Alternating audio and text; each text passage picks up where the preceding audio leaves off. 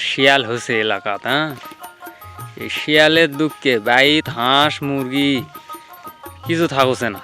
ওই দেখো আলের উপর শুতে আছে, মানে প্যাটি শুতে আছে, কেবল একটা হাঁস ধরে লেগে গেল, নিয়ে যায় খেয়া দেয়, আলের উপর শুতে আছে, কি আরামে শুতে আছে। আরাম যা থাকিস। এই হেরি, ভয় লাগছে দেখছেন, সামনের দিকে আছে, এই দেখছেন তাকাচ্ছে কিভাবে। আরাম যা। এই কয়টা হাঁস খাস তুই, এদিকে আয় আয়। ভয় লাগতেছে, মুভমেন্টটা দেখুন। উল্টা দিকে ওরে দাবড়াতে গিয়ে যে আমার এই দৌড় মারতে হয়, ওইটা দুপুরের সময় মনে হচ্ছে অ্যাটাক করবে, এইরকম একটা ভাবভঙ্গি আছে। অতএব তুই হাঁস খাচ্ছ, হাসি খা, চলে যা, আমি আর তোর দিকে না গেলাম। ওই দেখেন কীভাবে ও আবার আসতেছে, দেখেন কীভাবে হা করতেছে।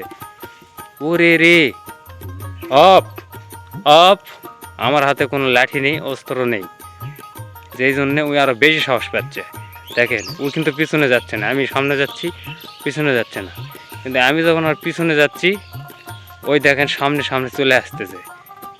এত বড় এর সাহস, মানে শিয়াল এখন হয়ে গেছে কুত্তার মতো। এই মনে করো যে গায়ের উপরে আসতেছে, হাঁস মুরগি যা পাচ্ছে চলে যাচ্ছে। আমার বাড়ির বংশত ব্যাতি দিবে, একটা মুরগি থইনি, সব শেষকে দিসলে। এটা আসলো গতকাল ধরেলে চলে গেছে।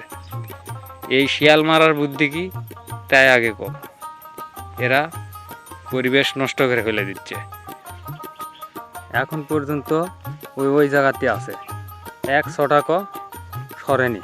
দেখেন এই লাঠি লিচি, এখন প্যাটি ওস্তাদের মতো দৌড়বে। আয় দে আয় আয় আয় আয়, দেখেন এখন দৌড়ছে। এ হলো লাঠি ছাড়া ওই জীবনে দৌড়বে না। যা, শক্তি কম, তোর সাথে বড় পারা যাবে না, চলে যা।